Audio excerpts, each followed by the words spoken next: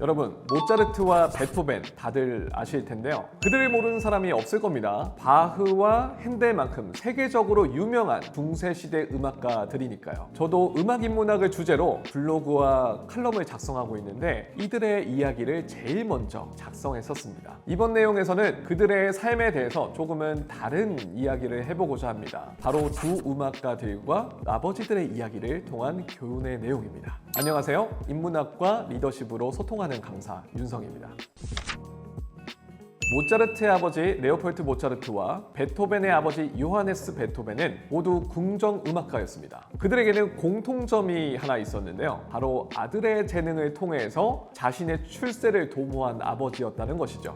이들 중 모차르트의 아버지인 레오폴트 모차르트는 아들이 3살 때부터 음악 교육을 시작했고요. 5살 때부터는 공개 연주와 작곡 공부를 시켰죠. 아들의 음악 교육을 위해서 위대한 음악가 바흐의 아들까지 초빙하기도 했습니다. 그 덕분에 모차르트는 7살 때부터 유럽 각지에서 공연을 하면서 큰 인기를 끌었는데요. 요하네스는 아들이 8살 때부터 음악 교육을 시작했고 10살 때부터 바이올린 연주를 시켰습니다. 이 아버지들은 아들에게 지나치게 많은 연습을 시키면서 교육을 매우 강압적으로 시켰죠. 아버지는 아들의 천재성을 증명하고자 첫 대중 공연의 포스터에 6살이라고 거짓으로 작성할 정도였다고 합니다. 모차르트와 베토벤의 아버지는 둘 다 뛰어난 음악가였습니다. 사실 그들 각자의 삶에 집중했어도 잘 살았을 겁니다. 그렇지만 아들들을 자신의 성공 도구로 삼았고 수익 창출에 이용했습니다. 그래서 아들들은 아버지의 심한 압박 속에서 유년기를 보낼 수밖에 없었습니다. 물론 그 덕에 그들은 어린 시절부터 음악 실력을 빠르게 쌓았을지도 모르죠. 그러나 이런 방식의 자녀 교육은 부모와의 관계와 사회적 역량을 충분히 쌓지 못하게 했을 겁니다. 만약 두 아버지가 아들들과 서로 존중하는 관계로 훈육했었다면 그들이 유명한 음악가가 되지 못했을까요? 그렇진 않았을 겁니다. 기본적으로 신동의 자질이 두 아들에게 있었기 때문입니다. 어쩌면 모차르트는 30대 중반에 급사하지 않고 바흐나 핸델처럼 60대까지 살며 더욱 훌륭한 음악들을 만들어냈을지도 모릅니다. 베토벤도 가족들과 행복하게 살아가면서 자신만의 음악을 더 많이 남겼을지도 모릅니다. 물론 이건 가정이지만요.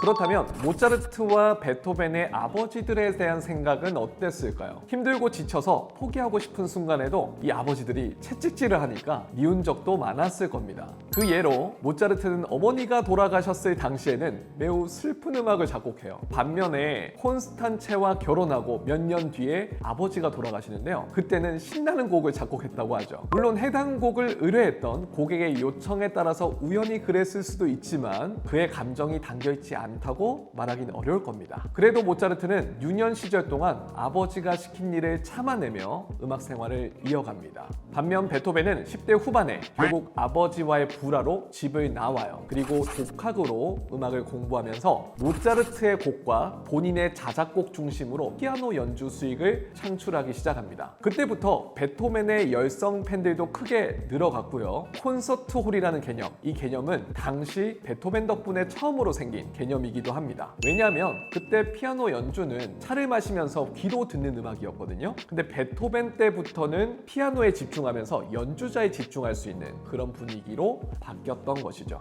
음악적으로는 대단한 업적들을 하나둘 쌓아갔지만 베토벤은 아버지와의 관계 결국 평생 회복하지 못했습니다. 이번 시간에는 베토벤과 모차르트의 아버지들에 대한 이야기를 살펴봤는데요. 예전에 넷플릭스 드라마 중에 브리저튼이란 드라마가 있습니다. 이 드라마의 스핀오프로 제작된 샬럿 왕비라는 드라마가 있는데요. 이 드라마 속에 어린 시절의 모차르트가 피아노 치는 모습이 잠시 등장합니다. 그 모습이 해맑고 행복해 보여서 저는 실제로도 저랬으면 얼마나 좋았을까라고 생각을 해봤습니다. 한편으론 당시의 아버지가 자녀들을 강제로 성장시키는 것이 아니라 스스로 성장할 수 있도록 도왔다면 어땠을까요? 적어도 아버지에 대한 두 위대한 음악가들의 생각과 인생관만큼은 바뀌었을 겁니다. 그들의 음악들을 들으실 때 모차르트와 베토벤의 유년기의 그 삶과 고뇌를 떠올리시면서 음악 감상해 보시면 어떨까요? 그럼 지금까지 인문학과 리더십으로 소통하는 강사 윤성이었습니다. 감사합니다.